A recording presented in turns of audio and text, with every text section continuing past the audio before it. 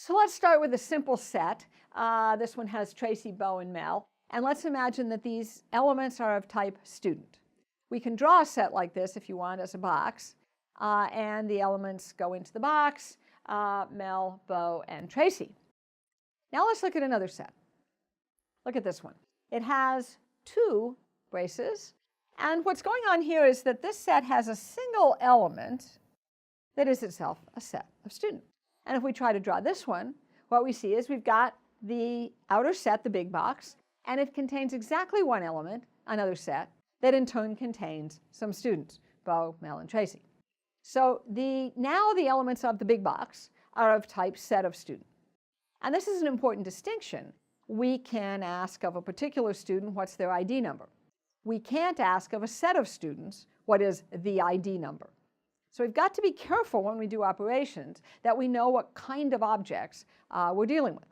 So let's push this example a little bit more and see what we can do with this kind of set.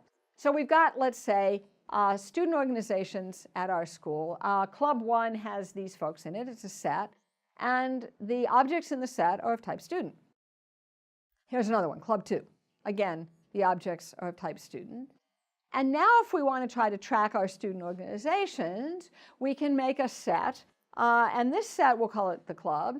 And it contains elements like this.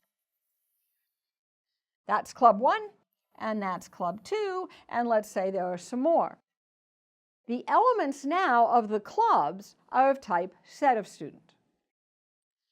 All right, let's keep going. Maybe we want to record the history of our student organization. So these are the clubs now, but we want to know, and then we had other clubs last year and the year before and so forth.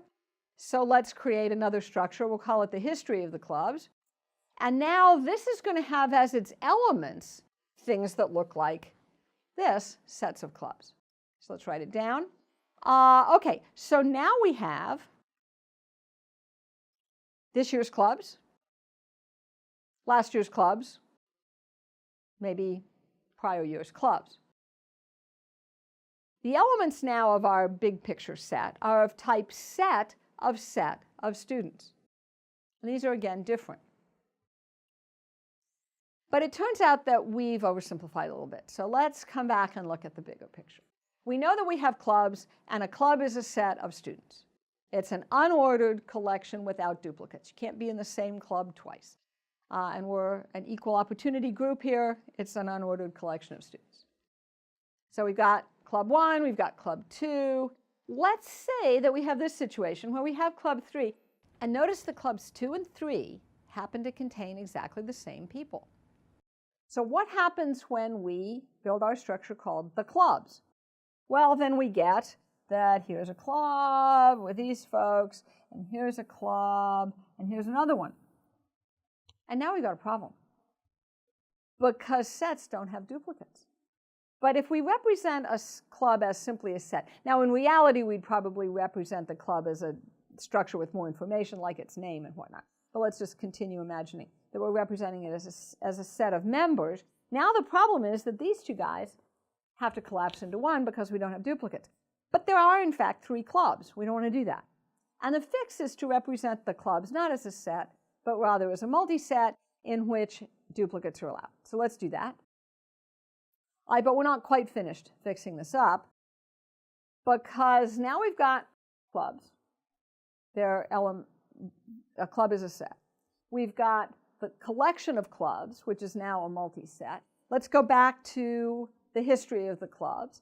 And the problem now is that we'd like to actually have some order. It really matters. These are the clubs this year, and these are the clubs last year, and these are the clubs the previous year. And so what we need to do now is, instead of using a set or a multi-set, what we need to do is to use a list where we have the current clubs, the previous group of clubs, and so forth. So we've used sets, multi-sets, and lists, and we've been careful to keep track at each point of what type of elements are in these structures. Are they simple elements like students? Are they sets of students? Are they sets of students? And if we're careful to keep all those things straight, then we can, for example, write code that'll work to work with these kinds of structures.